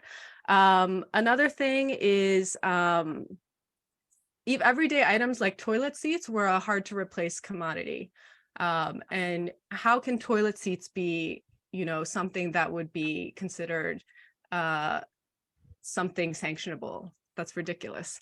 And then just to highlight onto the point that Juhyun raised about the housing crisis in the States compared to the North Korea, on one of our trips there, we drove by a building that was being reconstructed or renovated, and one of the participants in our trip was like, and so they were like, we're upgrading it, these apartments are going to be so nice, blah blah blah. And one of the participants was like, oh, so what's going to happen to the people who used to live there? And the people we were talking to were like, well, they're going to move back in, because in our context, the only reason to develop a thing would be to move people out and charge more. But in a place that prioritizes humans and care, they're like, well, we're making it better for the people who already live there. And, there's just tons of everyday examples. We always visit medical facilities, and often the equipment is really old, like MRI machines. Sometimes they come through donations. They are not necessarily able to purchase them through, whatever mechanism in general. And so those are just a couple of anecdotes that I hope provide some picture of how North Korea is both affected by sanctions, but also is very focused on like, how can we make sure to still maintain our sovereignty and our self-sufficiency and not succumb to US imperialism. Thank you, Betsy. Very powerful words and very important. Maintaining self-sufficiency and the sovereignty of the country under such an attack. I would like to pass the word to Suzanne with a question. Thank you, Matteo, and thank you to all speakers for your very informative and powerful presentations. I actually had the same question as Charlotte's, and I was going to ask also specifically about food sovereignty, but I think Max's question also covered that as well. Another question that I have as well for both North America-based, maybe Japanese-based, or comrades is, have there been incidents of attempts to criminalize those of you who've traveled to North Korea, or criminalize folks for working in solidarity with the DPRK and trying to bring awareness? And I had also heard that in just recently there had been a law also in South Korea that was kind of strengthening the criminalization of those who have been acting also in solidarity with the North. And then the other question that I had too is, as folks know, there kind of been a lot of goals that have been identified for this tribunal and for this process. And one is, specifically to look at opportunities for actual legal causes of action, right? But as you rightfully pointed out in your presentation, Juhyun and others, is that not only is international law like wholly inadequate, it's also politically biased and often used as a tool for imperialist policies. So, we can comment on that in specifically whether or not we think that there are any causes of action that we can identify. But I'm more curious as to where have you seen openings? Because our other goal as this kind of tribunal project is really to build political awareness and to build global consensus around the criminality of these types of policies and so on. And so where have you seen openings and opportunities, particularly in the case of DPRK, because there's such an air about in the United States, particularly in North America and other places, of kind of people fearing DPRK, et cetera. Where have you seen openings to really get folks to pay attention and to start to sort of recognize that they really also need to be part of the movement and the discourse to challenge this? This is a really great question, Suzanne. June, do you want to start yourself picking up the last question about the South Korean national security law? Okay. So regarding the interaction with the DPRK people, we cannot contact with them. One reason is the economic sanction, as we said today. But second obstruction is in South Korea, there is a national security law, and national security law prohibit the interconnection and favored action for DPRK. So most of the South Korean people cannot contact or visit DPRK. It is a huge obstruction for our activities. And, so we and the third countries people, third countries lawyers have to contact the DPRK. But this time, it is very difficult to enter the DPRK for third countries people. It is various restriction to get into DPRK. So I think to change this situation, I think it is one of the activities for appeal to the United Nations Special Rapporteur and the Human Rights Council. In United Nations Security Council has a sanction resolution, but Human Rights Council has a very critical of the Security Council sanction, and as well unilateral coercive measures. So we will make our voice bigger and from the human rights perspective. Now, so I feel very real possibility for the Human Rights Council.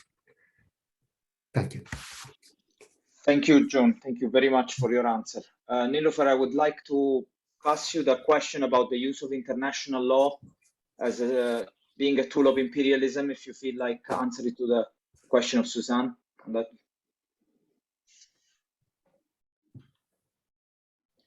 Nilofar, you need to unmute yourself. Nilofar, we cannot hear you. Yes, Can now. you hear me? Yeah. there is no doubt that in the period of the last few decades, in particular, after the unipolar order was imposed in the world, there has been very serious regress. Even earlier there was, but there was a balance. After the unipolar order was imposed post 91, there has been a complete abuse of what we understand as international law. The United Nations Charter itself has been manipulated and abused. And it is necessary to understand why and how this happened. There was a military bloc of US and NATO powers, which were the former colonial powers. And their objective always was that, yes, they had to concede to the national liberation movements, because the national liberation movements were supported by the USSR and the socialist bloc, that they found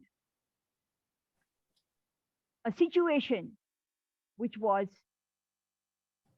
such that their interpretation of the UN Charter of International Law would be imposed on all the countries all over the world.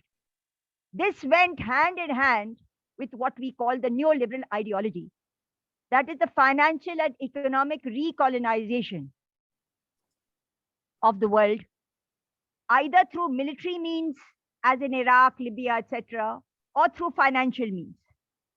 So today we find ourselves in a situation where if you examine what happened post 91, including a very interesting resolution, which was earlier passed by the General Assembly, declaring Zionism as racism. You all will recall that there was a resolution declaring Zionism as racism. And then subsequently, they went ahead and altered a resolution. I mean, when the resolution was passed, there was an understanding on the basis of which it was passed. To this extent, that the Zionists, who are colonialists in a major region of the world, was able to get through this resolution passed because they are actually NATO's flank in West Asia, and what we call West Asia, what some people call the Middle East. So this is the situation, but all this has to be overcome. We cannot abdicate from the scene. We cannot abdicate. Wherever possible, we have to persist.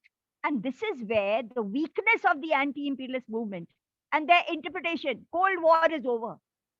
And they were hailing the end of the Cold War, when actually it was the ushering in of a unipolar order against people's interests everywhere, including the United States of America, where the middle class and working class absolutely devastated. It was the existence of the socialist bloc, no matter how flawed. Yes, it was flawed, because after all, systems develop. Capitalism has developed over 500 years. And some people were saying that is the end of the history. We stop searching for better systems. No, we don't stop searching for better systems. We do not give up our right to talk about principles, the nature of the United Nations Charter, the nature of international law, because all these are instruments which we have to use to emancipate humanity as a whole, as represented by different countries and societies. The weakness which came from a misinterpretation of the so-called end of the Cold War, because it was deliberately done. The media is playing a role. The media has played a major role in the distortion of all events, contemporary events, and the misinterpretation of all of what we consider international law, or all international conventions, international law, the United Nations Charter, whether it's the Nuclear Non-Proliferation Treaty. They've misinterpreted. And this media has got to be defeated by an alternative media, by mass contact. Now, this entire demonization of DPRK, how did it take place? The demonization took place through the media. Every day, the leaders of the DPRK are being projected in a completely distorted manner. Whereas those who should be caricatured, and you know whom I'm talking about, I do not wish to personalize this issue and refer to individual leaders by names. There are leaders who are devastating their countries.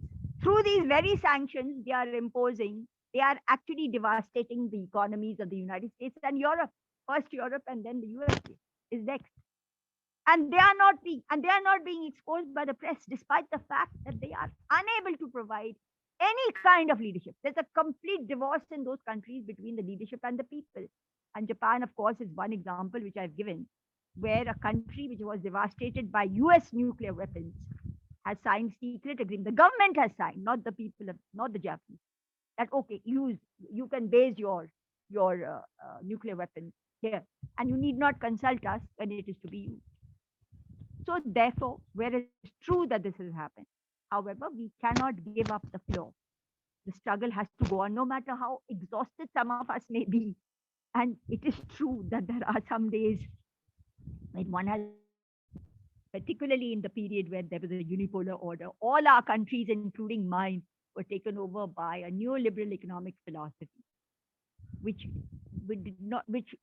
was refusing to challenge the privatization of all public assets which we had built up with our own hard-earned money post 47, and leaving the people to so-called market economies and privatization on a runaway scale. I'm not arguing for I'm not arguing for a total state economy. It is not practical. We need mixed economy with a role for different sectors. But finally, in the international arena, in the national arena, we cannot abdicate the right of the citizens to control policy. This whole business of handing over our rights to some political parties who will speak for us has not worked, because those political parties and those governments represent special financial interests. And we call ourselves the greatest democracies, the biggest democracies. No, that is not the reality. The financial interests and the banking interests and the corporate interests are really who are controlling policy for peace and war in many countries. There has been no time to elaborate, but behind every decision for war, there is a company, there's a corporation, there are interests. Every decision for war is controlled, including the Ukraine. There's no time to discuss. But including the war in the Ukraine, there are financial, corporate, and other interests involved in the decisions for war and peace. And if you attribute it abstractly to a government, then you are not playing your role of researching and exposing as to what is behind the distortion of international law, the creation of conflict. Whether it's the blowing up of Nord Stream is not a mere terrorist act. It has the interest of certain oil and gas companies based in the United States behind every such. And therefore, it is necessary for us to do our own research, our own study. There's nothing to be demonized about the DPRK. It's an alternative political system. We don't tell the United States to disband capitalism. It's there. It's the people of the United States who have to decide. It's the people of India who will decide what kind of system we want. What is there to demonize about the DPRK? There's nothing to demonize. They are a straightforward, innocent people who have been pushed into a state of siege. The siege has been imposed from outside. And whenever a siege is imposed from outside, as happened with the former USSR, then the siege within is also gets created, because there's always a fear that the siege from outside will take over a society or country, and a situation gets aggravated. Nothing to be demonized. They are people like us, and they are even more peace-loving than us, I would like to say. More caring of their children and of their. Thank you so much, Nilofar. Thank you. For questions of time, I would like to pass now the floor first to Juhyun to speak about decriminalization, then back to Betsy talking about the infrastructure system and specifically the transport system in North Korea, and then we will close with some reflection from our juror, Edre. So I'm going to address the question from Suzanne regarding whether there has been criminalization for support for the DPRK within our organization.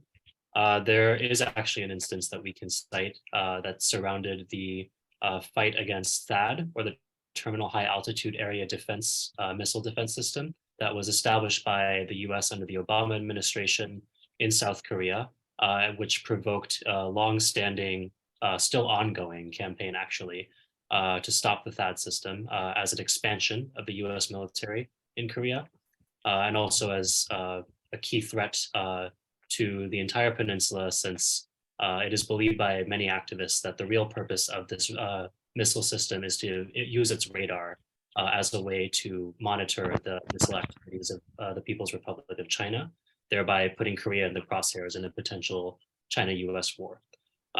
When two of our members, Juhyun Ri and Hyun Lee, who unfortunately is no longer with us, attempted to visit the DPRK. Betsy may have to correct me in the year. I believe it was in 2016 or 2017. When they attempted to visit, not the DPRK, sorry, South Korea, the ROK, in order to participate in activities against THAAD. They were stopped at the airport and informed that there was a travel ban specifically against them, preventing them from entering the Republic of Korea. Because the US travel ban was in place, what this functionally meant is that these two sisters and comrades of ours were for a time banned from entering any part of the Korean peninsula for a number of years. The ROK ban was eventually lifted in part through the efforts of our organization, but that is one example of criminalization that we can offer. I'll pass to Betsy to talk about the transport question. Yeah, so they have I think there was questions about train. I can only speak to like the subway system. There is a small subway system in Pyongyang. It doesn't have, I think it has 2 lines, maybe more. I think possibly without sanctions, there would probably be a more elaborate subway system that reached more areas.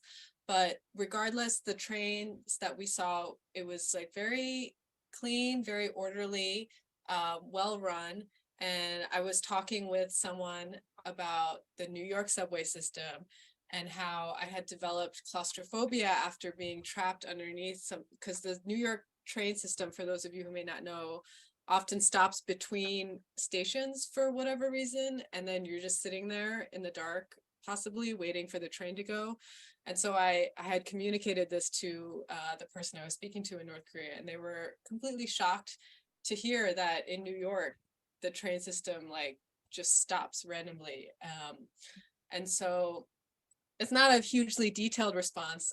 And I don't know like necessarily the history of like the infrastructural development, but just as a point of comparison, like I think there are so many things that we've become accustomed to in our respective capitalist environments as something that we just have to deal with, and to communicate that to our North Korean comrades, they were very shocked to hear that this is just a normal part of life. If I could add a quick note about the trains, or two. One is that contrary to what has been said by certain celebrity defectors, the trains in the DPRK are certainly not pushed by human hand. I think we can say that with certainty.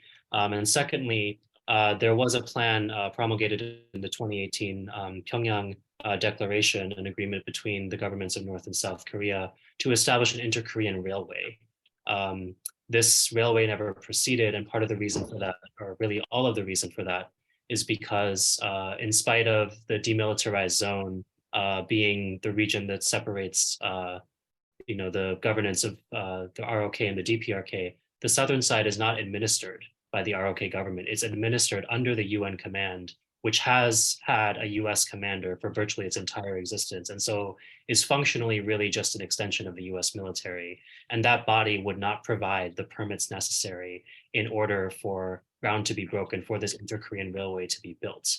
So I think this is another example of how sanctions are really tied up in this ongoing effort to maintain the division of Korea, which also prevents the economic integration of the peninsula and goes back to the food sovereignty question that Max asked earlier, the point I was attempting to get at when talking about the fact that the ROK is a top agricultural importer is that the ROK could just be growing, the South could just be growing food to sell in the North.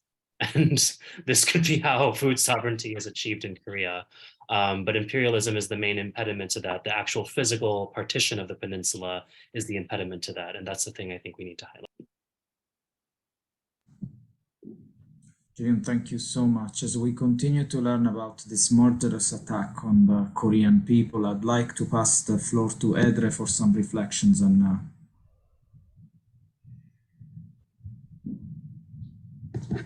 Okay, thank you, Mateo. Can you hear me well?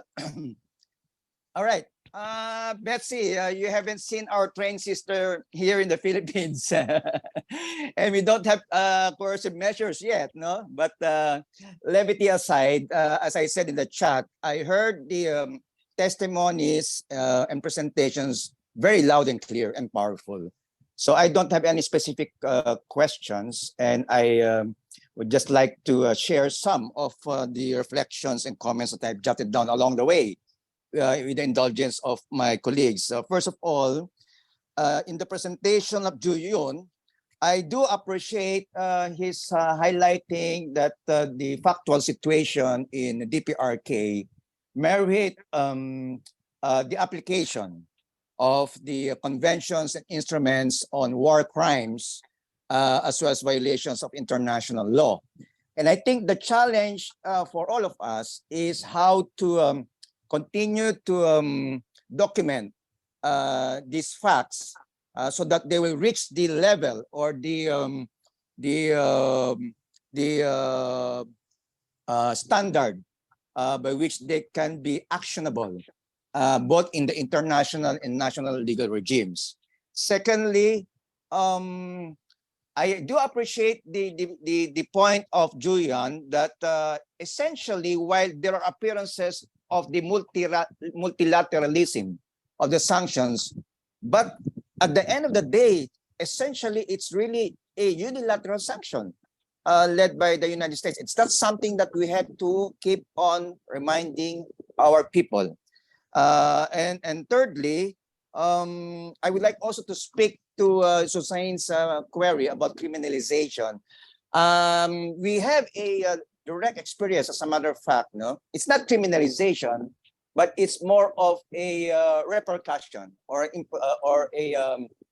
a punishment, because we had some colleagues of ours, Filipino colleagues, who went to DPRK on a people-to-people visit.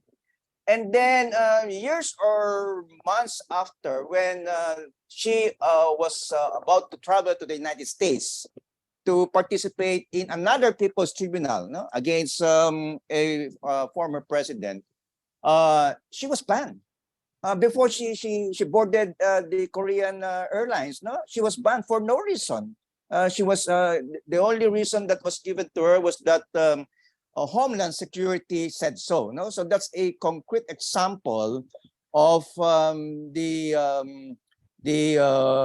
criminalization, no, of these kinds of travel. Not to mention the diaspora that was created by these sanctions, which certainly is in violation of the right to travel and the right to return, no, prohibited under the Geneva Conventions and the Declaration of Human Rights, as well as the Convention on all forms of racial discrimination. And finally, with respect to Juhyun, and this highlights the contradictions, no, between international law, their utility, and their limitations. Because as he very well pointed out, the qualification or limitation, to be more precise, in genocide, accepting political reasons as not coming within the ambit of genocide law, highlights the limitations as well as the hypocrisy of international law. Very quickly, in the presentation of June, I really appreciate that he highlighted the bias, no, and the slant, and also mentioned by Niloufer, of corporate media, no, whether it's Western, whether it's non-Western, it's really corporate media, the dominant media, that dictates the narrative. No, so it's a challenge for all of us to continue exposing and debunking this narrative and these slants.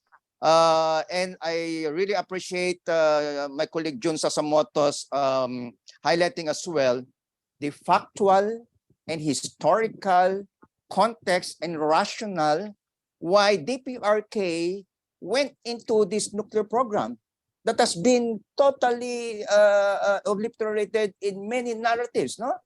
Because the demonization, oh, this is a nuclear power, it wants to be aggressive and so on and so forth. That is very, very important to highlight.